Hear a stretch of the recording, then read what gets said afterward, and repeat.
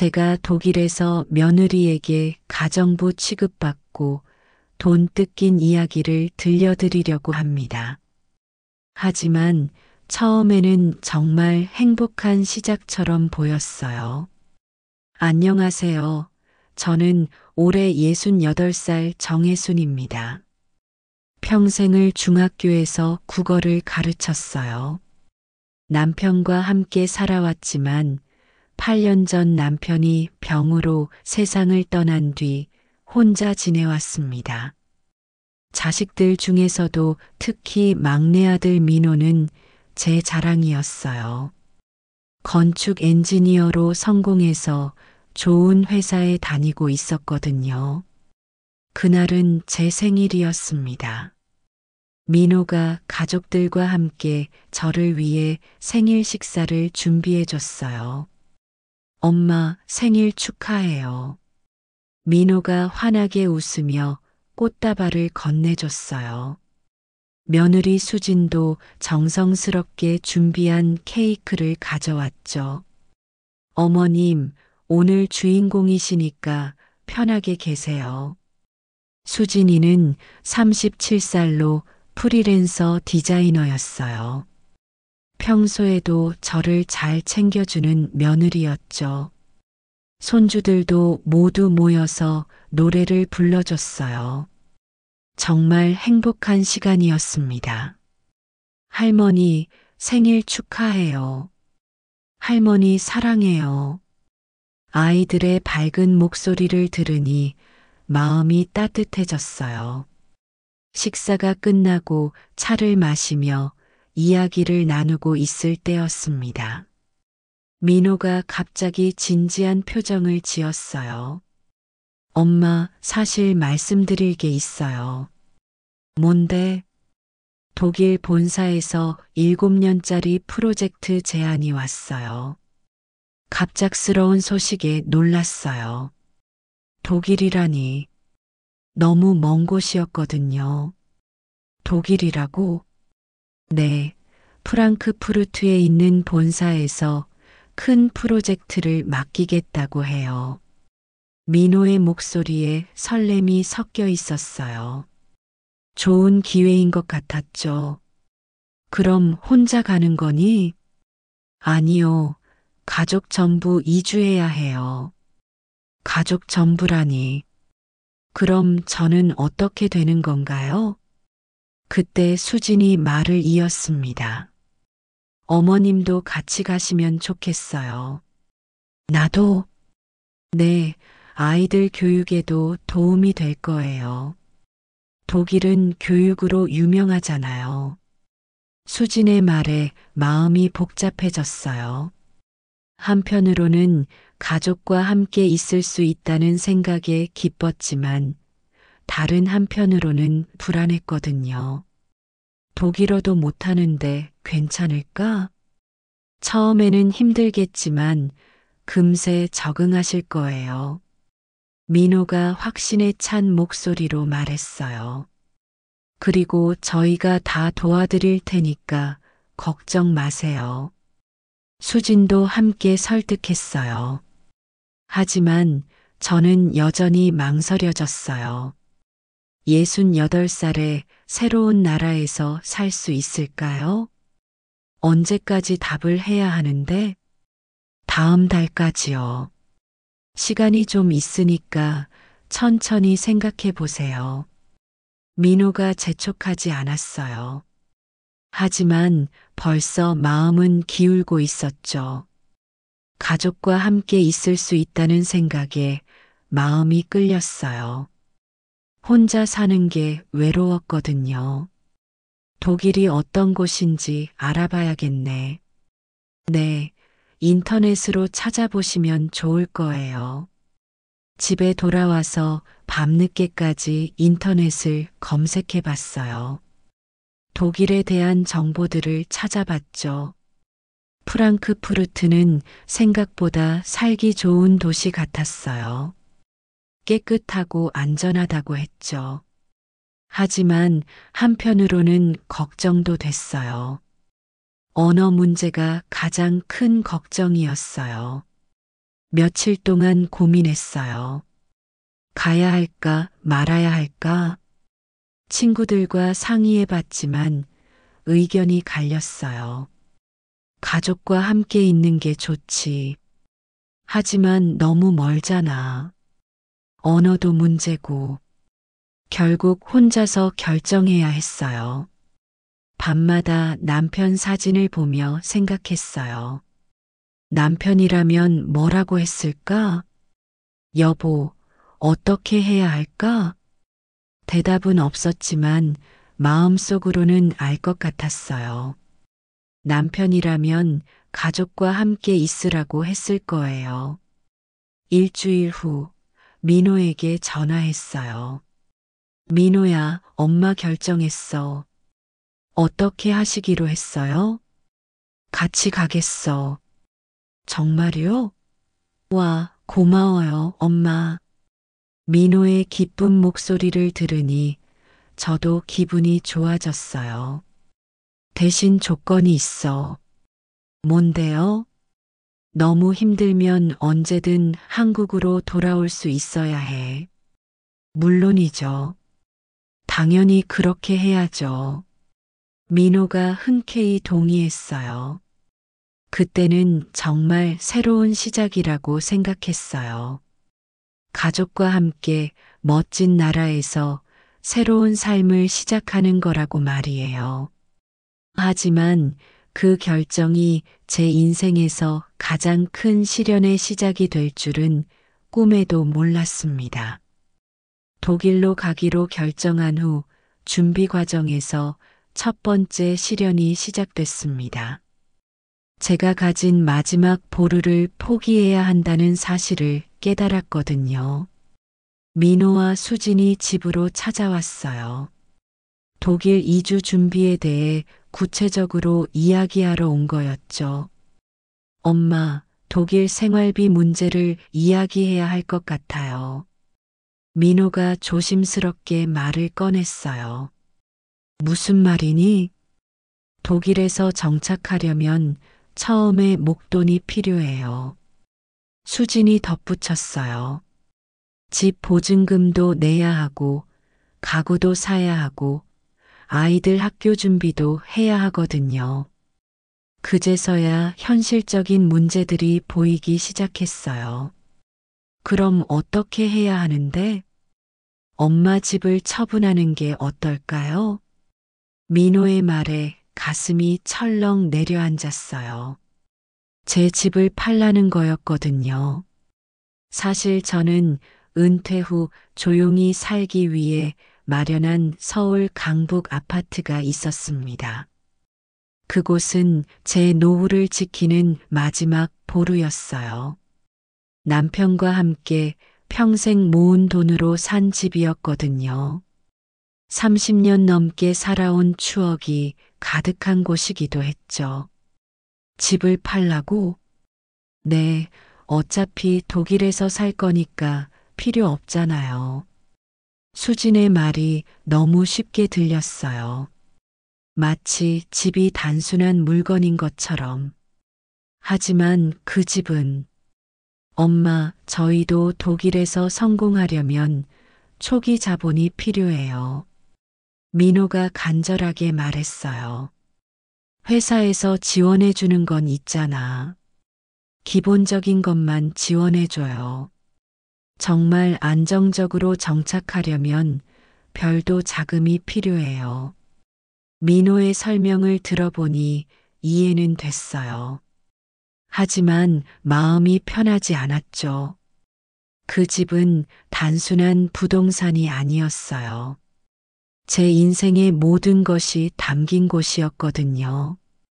남편이 아플 때 간병했던 방, 아이들이 뛰어놀던 거실, 명절 때마다 가족들이 모이던 주방. 모든 추억이 그 집에 있었어요. 조금 더 생각해 볼 수 없을까? 엄마, 시간이 별로 없어요. 집값도 지금이 최고점이라고 하던데.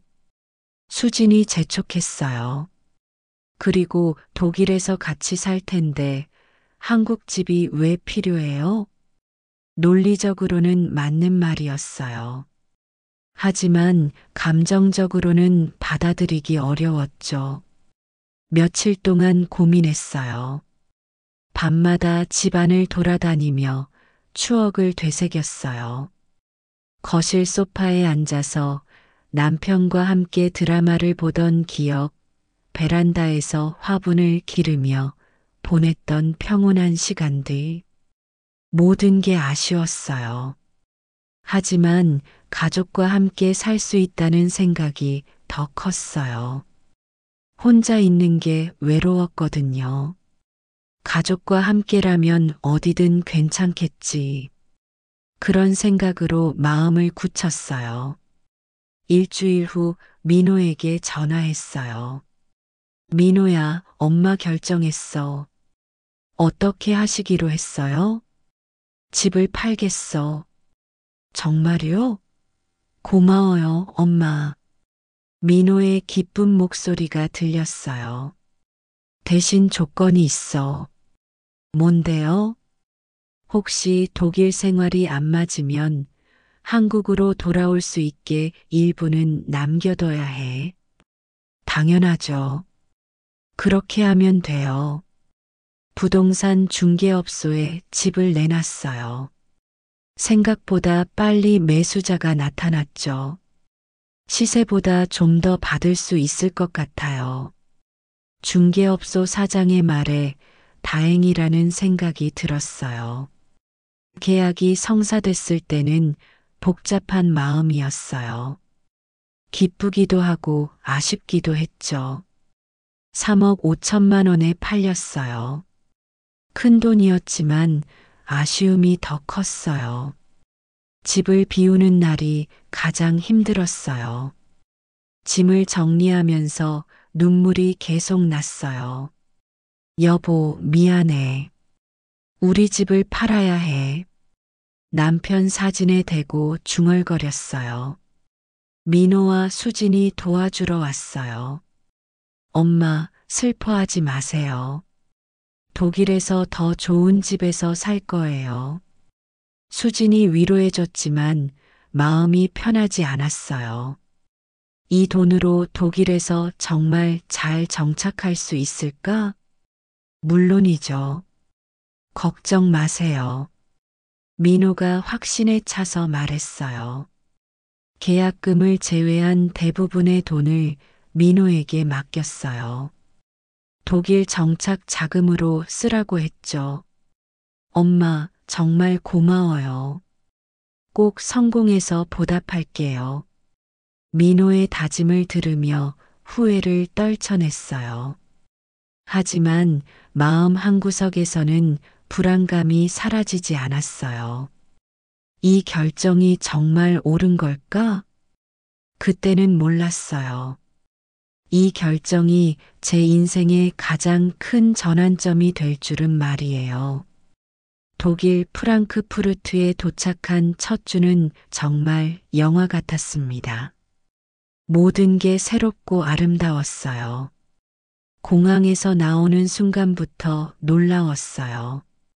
공항이 엄청나게 크고 현대적이었거든요. 와, 정말 크다. 엄마, 이제 시작이에요. 민호가 짐을 끌며 신나게 말했어요. 택시를 타고 시내로 향하는 동안 창밖 풍경에 감탄했어요. 깨끗한 도로, 정돈된 건물들, 푸른 나무들. 한국과는 완전히 다른 분위기였어요. 정말 외국 같다. 당연하죠. 외국인데요. 수진이 웃으며 대답했어요. 숙소에 도착했을 때는 더욱 놀랐어요. 생각보다 훨씬 좋은 곳이었거든요. 여기서 살 거예요? 네, 회사에서 임시로 제공해 준 곳이에요. 깔끔하고 현대적인 아파트였어요. 가구도 모두 갖춰져 있었죠. 창밖으로는 라인강이 보였어요. 정말 아름다운 경치였습니다. 경치가 정말 좋네. 여기서 산책하면 정말 좋을 거예요. 수진이 설명해 줬어요. 첫날 저녁은 근처 식당에서 먹었어요. 독일 음식을 처음 먹어봤죠.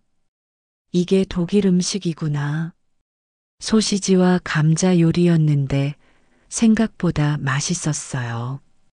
둘째 날부터 본격적으로 동네를 구경했어요. 라인 강변을 따라 산책했는데 정말 아름다웠어요. 강 위로 배들이 지나다니고 강변에는 카페들이 줄지어 있었죠. 할머니, 여기 진짜 예쁘죠? 손주들이 신나게 뛰어다녔어요. 그래, 정말 예쁘다. 고풍스러운 건물들도 인상적이었어요. 몇백 년 된 것 같은 건물들이 그대로 보존되어 있었죠. 저 건물들 정말 오래됐나 봐. 네, 중세 때부터 있던 건물들이에요. 민호가 설명해 줬어요. 셋째 날에는 주말 벼룩시장에 갔어요. 정말 신기한 곳이었어요. 온갖 물건들이 다 있었어요. 오래된 책, 그릇, 장난감, 옷가지까지. 이런 시장도 있구나. 사람들이 여유롭게 구경하고 있었어요. 한국의 바쁜 분위기와는 달랐죠. 수진이 독일어로 상인과 이야기하는 모습이 신기했어요. 수진이는 독일어를 언제 배웠지? 인터넷으로 미리 공부했어요. 역시 젊은 사람들은 적응이 빨랐어요. 손주들도 금세 적응하는 것 같았어요. 할머니, 여기서 평생 살고 싶어. 정말? 왜? 모든 게 새롭고 재미있어요. 아이들의 웃음소리를 들으니 마음이 따뜻해졌어요. 저 역시 휴대폰으로 사진을 찍으며 기록했어요. 라인강 풍경, 고풍스러운 건물들, 벼룩시장 모습까지. 이것들을 한국에 있는 친구들에게 보여줘야겠다. 매일 새로운 것들을 발견했어요. 근처 공원, 예쁜 카페, 작은 박물관들. 모든 게 신기하고 아름다웠어요. 이게 진짜 새로운 시작이구나. 그런 생각이 들었어요. 일주일 동안은 정말 꿈만 같았어요. 마치 긴 여행을 온 것 같았죠. 매일 아침 일어나면 창밖 라인강을 보며 감사했어요. 정말 좋은 결정을 한 것 같다. 가족들과 함께 있는 것도 행복했어요. 혼자 있을 때보다 훨씬 즐거웠거든요. 저녁에는 모두 함께 앉아서 하루 있었던 일들을 이야기했어요. 오늘은 어디 갔었지? 공원에서 놀았어요. 재미있었구나. 평범한 대화였지만 행복했어요. 하지만 그 행복이 오래가지 않을 줄은 그때 몰랐어요. 첫 주가 지나면서 점점 현실적인 문제들이 보이기 시작했거든요. 언어 문제가 가장 컸어요. 저는 독일어를 전혀 못했거든요. 그리고 가족들 사이에서 제 위치도 애매해지기 시작했어요. 하지만 그때는 아직 모르고 있었어요. 앞으로 어떤 일들이 벌어질지 말이에요. 독일 생활 두 번째 주부터 문제들이 하나씩 드러나기 시작했습니다. 가장 큰 문제는 언어였어요. 버스를 타려고 정류장에 섰을 때 처음으로 현실을 깨달았어요. 버스에 적힌 독일어를 하나도 읽을 수 없었거든요. 어떤 버스를 타야 하지? 다른 사람들에게 물어보고 싶었지만 독일어를 못하니까 불가능했어요. 영어로라도 말해볼까 했지만 용기가 나지 않았어요. 결국 포기하고 걸어서 집으로 돌아왔어요. 엄마, 어디 갔다 오세요? 수진이 물어봤어요. 근처 마트에 가려고 했는데 버스를 못 타겠더라. 아, 독일어 때문이시군요. 수진의 표정이 조금 어두워졌어요. 제가 같이 가드릴게요. 고마워. 하지만 매번 수진에게 의존할 수는 없었어요. 며칠 후 혼자 마트에 가봤어요. 용기를 내서 말이에요. 마트에서도 문제였어요. 물건들에 적힌 독일어를 읽을 수 없었거든요. 이게 뭔지 모르겠네. 우유를 사려고 했는데 여러 종류가 있어서 헷갈렸어요. 독일어로 뭔가 적혀 있었지만 전혀 이해할 수 없었죠. 결국 아무거나 집어들었어요. 계산할 때도 문제였어요. 계산원이 독일어로 뭔가 말했지만 알아들을 수 없었어요. 그냥 돈을 내고 나왔지만 기분이 좋지 않았어요. 내가 이렇게 무능한 사람이었나? 그런 생각이 들었어요. 반면 수지는 금세 길을 찾고 현지인들과 대화도 잘했어요. 수진이는 정말 대단하다. 어떻게 그렇게 빨리 적응할 수 있는지 신기했어요. 점점 제 역할이 애매해졌어요. 민호는 회사에서 바쁘고 수지는 아이들 학교 일로 바빠졌어요. 저는 집에 혼자 있는 시간이 많아졌죠. 자연스럽게 집안일을 맡게 됐어요. 청소, 빨래, 요리까지. 할머니, 배고파요. 잠깐만, 할머니가 뭔가 만들어 줄게. 아이들 간식도 제가 준비했어요. 처음에는 괜찮다고 생각했어요. 가족을 위해서니까요. 하지만 점점 식구가 아니라 가정부 같은 기분이 들었어요. 특히 아이들이 독일어를 배우기 시작하면서 더 그랬어요. 할머니, 이거 독일어로 뭐라고 하는지 알아요? 모르겠다. 할머니는 독일어 못하시네. 아이들이 제 말에 건성으로 대답하기 시작했어요. 독일어로 서로 대화하는 아이들을 보면 소외감이 들었어요. 나만 뒤처지는 것 같다. 수진도 점점 바빠졌어요. 아이들 학교 일, 독일어 공부, 현지 적응까지. 어머님, 죄송한데 설거지 좀 부탁드려도 될까요? 그래, 알겠어. 점점 더 많은 집안일을 맡게 됐어요. 민호에게 이야기해 볼까 했지만 기회가 없었어요. 워낙 바빴거든요. 민호야, 엄마, 죄송한데 나중에 이야기해요. 지금 급한 일이 있어서 언제나 바쁘다는 핑계였어요. 혼자 있는 시간이 길어질수록 외로움이 커졌어요. 한국에 있을 때보다 더 외로웠어요. 가족과 함께 있으면서도 혼자인 기분이었거든요. 이게 뭐하러 온 건가? 그런 생각이 자꾸 들었어요. 독일어 공부를 해보려고 했지만 쉽지 않았어요. 아, 너무 어렵다. 68살에 새로운 언어를 배우는 건 정말 힘들었어요. 어느 날 아이들이 독일어로만 대화하는 걸 보고 가슴이 먹먹해졌어요. 할머니, 뭐라고 하시는지 모르겠어요.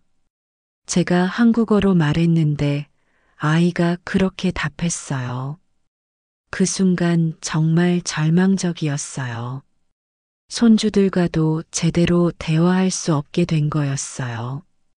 독일 생활 2달째, 며느리 수진의 한마디가 저를 완전히 무너뜨렸습니다. 그날도 평소처럼 집안일을 하고 있었어요. 청소를 마치고 아이들 간식을 준비하고 있었죠. 수진이 아이들과 함께 독일어 공부를 하고 있었어요. 엄마, 이거 독일어로 뭐라고 해? 그건 브로트라고 해. 아이들이 독일어를 빨리 배우는 모습이 신기했어요. 그런데 제가 부엌에서 뭔가 떨어뜨리는 소리가 났어요. 어머님, 괜찮으세요? 수진이 물어봤어요. 응, 괜찮아. 그릇 하나 깨뜨렸어.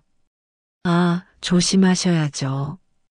그 말투가 조금 차갑게 느껴졌어요. 저녁 시간에 민호가 돌아왔어요. 오늘 회사에서 독일어 수업 들었어. 어땠어? 어렵긴 한데 재미있어. 가족들이 모두 독일어를 배우고 있는데 저만 뒤처지는 것 같았어요. 며칠 후 결정적인 일이 벌어졌어요. 아이들이 친구를 집에 데려왔는데 독일 아이였어요. 그 아이가 저를 보고 독일어로 인사했어요. 안녕하세요. 저는 어떻게 대답해야 할지 몰랐어요. 어, 안녕? 어색하게 한국어로 답했어요. 그 아이가 수진에게 뭔가 물어봤어요. 독일어로 말이에요. 수진이 대답해 주면서 저를 쳐다봤어요. 뭔가 설명하는 것 같았죠. 아마 저에 대해 설명하는 것 같았어요. 그날 저녁 수진이 저에게 말했어요. 어머님, 독일어 공부 좀 더 하셔야 해요. 갑작스러운 말에 당황했어요. 왜? 아이들도 답답하잖아요. 할머니랑 대화가 안 되니까. 그 말이 제 가슴을 찔렀어요. 아이들이 그런 말을 했어? 직접적으로는 안 했지만 눈치 보이잖아요. 그래. 그리고 저희도 친구들 초대하기가 어려워요. 왜? 어머님이 독일어를 못하시니까 분위기가 어색해져요. 수진의 말에 충격을 받았어요. 저 때문에 가족들이 불편하다는 거였어요. 그럼 어떻게 해야 하는데? 독일어 학원에 다니시는 게 어떨까요? 내 나이에? 나이는 상관없어요. 의지만 있으면 돼요. 쉽게 말하지만 68살에 독일어를 배우는 게 얼마나 어려운 일인지 모르는 것 같았어요. 그날 밤 잠이 오지 않았어요. 내가 왜 이 집에 왔을까? 그런 생각이 계속 들었어요. 한국에 있을 때는 적어도 의사소통 문제는 없었거든요. 며칠 후 더 충격적인 일이 있었어요. 밤에 화장실에 가려고 일어났는데 거실에서 민호와 수진의 대화가 들렸어요. 솔직히 엄마랑 사는 거 불편해. 민호의 목소리였어요. 저도 그래요. 하지만 어쩌죠? 수진이 답했어요. 집 한 돈이 없으면 여기서 못 버티잖아. 그 말을 듣는 순간 제 몸에서 힘이 빠져나갔어요. 결국 돈 때문에 저를 참고 있다는 뜻이었어요. 그래도 조금만 더 참자. 독일어 배우시면 나아질 거야. 언제까지 기다려야 해요? 수진의 짜증 섞인 목소리가 들렸어요. 저는 조용히 방으로 돌아왔어요. 침대에 누워서 눈물이 났어요. 가족이라고 생각했는데 결국 저는 방해꾼이었던 거예요. 그것도 돈 때문에 어쩔 수 없이 참고 있는 존재였던 거죠. 다음 날부터 가족들을 보는 시각이 달라졌어요. 웃으며 대하지만 내심 불편해한다는 걸 알 수 있었어요. 저도 점점 움츠러들게 됐어요. 말을 거의 하지 않고 조용히 지냈어요. 하지만 상황은 더 악화됐어요. 가족들이 저를 더욱 부담스러워하는 게 느껴졌거든요. 독일 생활 석 달째 결정적인 사건이 벌어졌습니다. 그것은 제가 이 가족에서 완전히 소외되고 있다는 걸 깨닫게 해준 사건이었어요. 어느 날 저녁 식사 시간이었어요. 민호가 흥미진진한 표정으로 말했어요. 다음 주에 이탈리아 여행 가는 거 어때? 이탈리아요? 수진이 눈을 반짝이며 물었어요. 회사에서 휴가를 주기로 했어. 그동안 고생했다고. 와, 정말요? 아이들도 좋아할 것 같은데. 아이들도 신나서 소리쳤어요. 이탈리아, 피자의 나라, 로마도 가봐요. 분위기가 한순간에 들뜨게 됐어요. 저도 기대가 됐어요. 이탈리아라니 평생 가보고 싶었던 곳이었거든요. 언제 출발해? 제가 물어봤어요. 그런데 갑자기 분위기가 어색해졌어요. 민호와 수진이 서로 눈빛을 주고받았어요. 그게 민호가 말을 머뭇거렸어요. 왜? 무슨 문제라도 있어? 어머님은 힘드실 것 같아서. 수진이 조심스럽게 말했어요. 힘들다는 게 뭔 말이야? 이탈리아 여행이 좀 빡빡한 일정이에요. 그래도 괜찮아. 나도 가고 싶어. 하지만 어머님 연세도 있으시고. 민호가 핑계를 댔어요. 그때야 깨달았어요. 저를 빼놓고 가려는 거였어요. 그럼 나는 어떻게 해? 집에서 편히 쉬세요. 저희가 선물 많이 사다 드릴게요. 수진의 말에 가슴이 무너져 내렸어요. 얼마나 갈 건데? 일주일 정도요. 일주일 동안 혼자 독일에서 지내라는 뜻이었어요. 독일어도 못하는 제가 말이에요. 그건 너무 위험하지 않아? 마트도 가까이 있고, 민호가 대수롭지 않게 말했어요. 그 순간 깨달았어요. 나는 이 집의 가족이 아니라 돈을 대준 덤이었다는 걸. 언제 결정한 거야? 오늘 갑자기 정해진 거예요. 거짓말이었어요. 눈빛을 보니까 이미 오래전부터 계획했던 것 같았어요. 출발 하루 전에서야 저에게 사실을 말한 거였어요. 어머님은 힘드실 것 같아서 이번엔 저희만. 그 말이 결국 저를 빼놓겠다는 뜻이었어요. 그날 밤 잠들 수 없었어요. 서러움과 분노가 동시에 올라왔어요. 내가 집까지 팔아서 이들의 독일 정착을 도왔는데 이런 대접을 받다니. 다음 날 아침 가족들이 짐을 싸는 모습을 보고 있었어요. 신나게 준비하는 모습이 저를 더욱 서글프게 만들었어요. 할머니, 우리 이탈리아 가요. 그래, 재미있게 놀고 와. 억지로 웃으며 말했지만 마음은 아팠어요.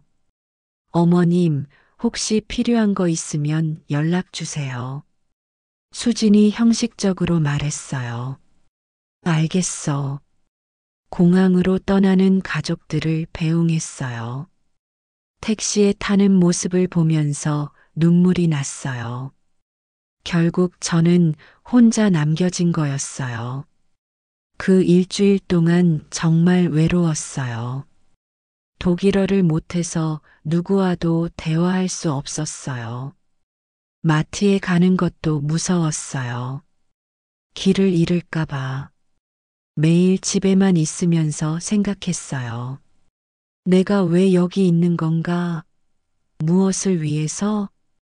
가족들은 이탈리아에서 즐거운 시간을 보내고 있을 텐데 저는 혼자 외톨이가 되어 있었어요. 그때 확실하게 깨달았어요. 나는 이 집의 가족이 아니라 돈을 대준 덤이었다는 걸. 가족이라면 함께 여행을 가야 하는 거 아닌가요? 설령 힘들더라도 배려해주고 함께 가려고 하는 게 가족이죠. 하지만 이들은 저를 짐짝 취급했어요. 일주일 후 가족들이 돌아왔을 때 저는 이미 결심을 굳혔어요. 이곳에서 더 이상 살 수 없다는 결심을 말이에요.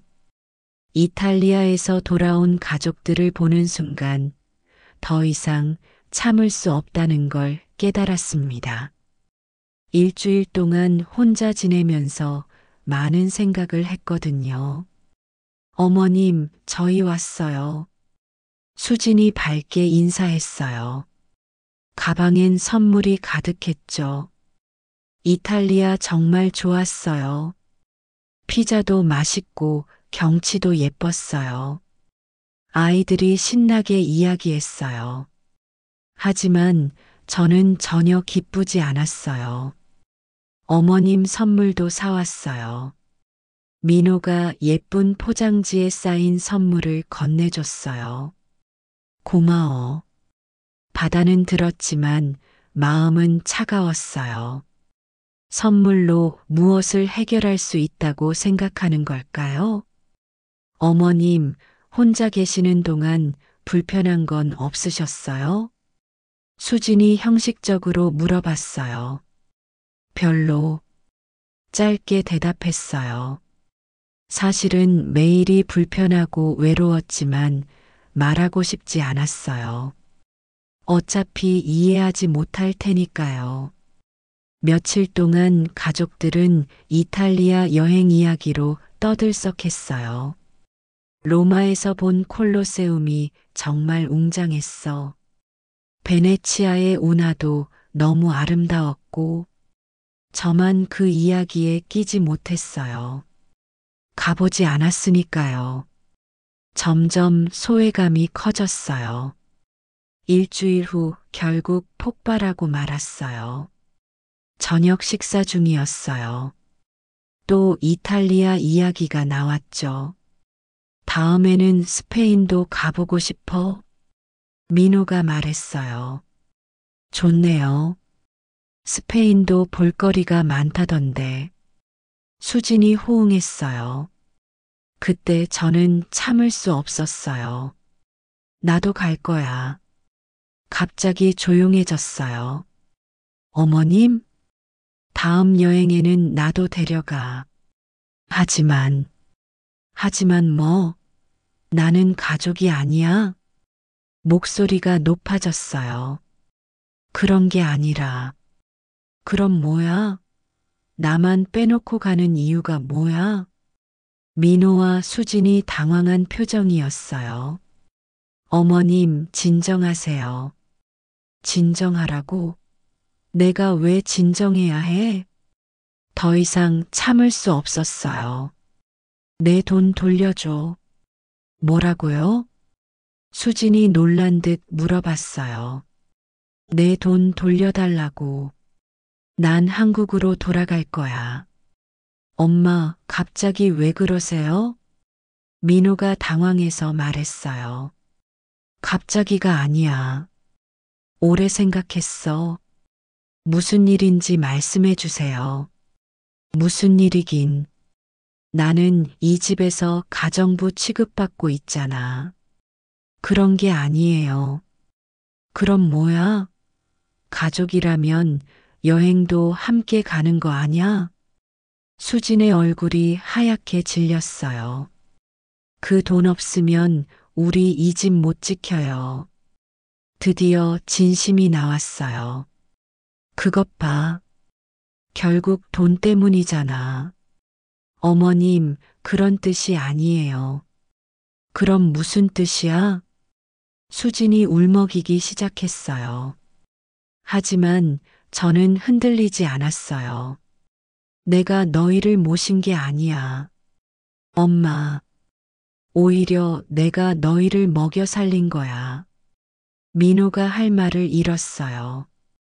이제는 내 인생을 돌려받을 거다. 엄마, 다시 생각해 보세요. 생각은 끝났어. 내 돈 돌려줘. 하지만 지금 돌려드리기 어려워요. 왜? 이미 집 보증금이랑 생활비로 많이 썼어요. 그럼 어떻게 할 거야? 시간을 좀 주세요. 얼마나? 한 달만요. 한 달이라도 괜찮았어요. 그동안 한국 갈 준비를 하면 되니까요. 알겠어. 한 달 안에 돌려줘. 그날 밤부터 저는 짐을 정리하기 시작했어요. 독일에서의 생활을 정리하는 거였어요. 가족들은 저를 만류했지만 마음은 바뀌지 않았어요. 이미 결정한 일이었거든요. 한 달 후 저는 정말로 한국으로 돌아왔습니다. 독일에서의 마지막 날까지 민호와 수지는 저를 만류했지만 제 마음은 변하지 않았어요. 공항에서 작별 인사를 할 때 민호가 울었어요. 엄마, 정말 가시는 거예요? 그래, 가야지. 저희가 잘못했어요. 다시 기회를 주세요. 하지만 이미 늦었어요. 상처받은 마음은 쉽게 회복되지 않았거든요. 너희는 여기서 잘 살아. 나는 내 인생을 살 거야. 엄마, 수진도 눈물을 흘렸어요. 하지만 진심인지 연기인지 알 수 없었어요. 어머님, 정말 죄송해요. 이제 됐어.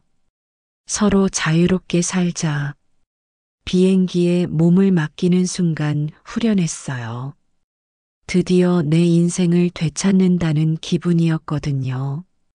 한국에 도착해서 가장 먼저 한 일은 집을 구하는 거였어요. 예전 집은 이미 팔았으니까 새로 전세를 얻어야 했죠. 민호에게서 받은 돈으로 서울 외곽에 작은 아파트를 얻었어요. 크지는 않았지만 제게는 충분했어요. 이제 정말 내 집이구나. 혼자만의 공간이 있다는 게 얼마나 소중한지 깨달았어요. 첫날 밤 혼자 앉아서 차를 마시며 생각했어요. 독일에서의 석 달은 정말 힘든 시간이었어요. 하지만 그 경험을 통해 깨달은 게 있었어요. 가족이라는 이름으로 저를 이용하려는 사람들과는 함께 살 수 없다는 것을 말이에요. 며칠 후부터 새로운 생활을 시작했어요. 작은 베란다에 화분을 놓고 고추와 상추를 키웠어요. 매일 아침 물을 주며 자라는 모습을 보는 게 즐거웠어요. 우리 고추 많이 컸네. 혼자 중얼거리며 웃었어요. 이웃 어르신들과도 친해졌어요. 새로 이사 오셨어요? 네, 독일에서 살다가 돌아왔어요. 와, 독일이요? 대단하시네. 하지만 독일 이야기는 자세히 하지 않았어요. 좋지 않은 기억이었거든요. 김치를 담가서 이웃들과 나눠 먹기도 했어요. 김치 정말 맛있어요. 제가 40년 넘게 담가온 김치예요. 그런 소소한 대화들이 행복했어요. 공원에서 노래교실에도 참여했어요. 어머님, 목소리가 정말 좋으시네요. 고맙습니다. 오래간만에 듣는 칭찬이었어요. 독일에서는 칭찬을 들어본 적이 없었거든요. 매일 규칙적으로 생활했어요. 아침에 일어나서 운동하고 베란다 화분에 물 주고 이웃들과 이야기하고 단순하지만 평화로운 일상이었어요. 민호에게서 가끔 연락이 왔어요. 엄마, 어떻게 지내세요? 잘 지내고 있어. 독일 오실 생각 없으세요? 없어. 짧은 대화였어요. 더 이상 할 말이 없었거든요. 수진도 가끔 안부 문자를 보냈어요. 하지만 답장하지 않았어요. 석 달 후 민호가 한국에 왔어요. 엄마 만나주세요. 왜? 사과드리고 싶어서요. 만나긴 했지만 마음은 이미 돌아서 있었어요. 엄마, 정말 죄송해요. 저희가 잘못했어요. 이제 됐어. 지난 일이야. 다시 독일로 오시면 안 될까요? 안 돼. 나는 여기서 잘 살고 있어. 민호가 실망한 표정이었지만 상관없었어요. 그럼 가끔 연락은 드려도 될까요? 그건 내 마음이야.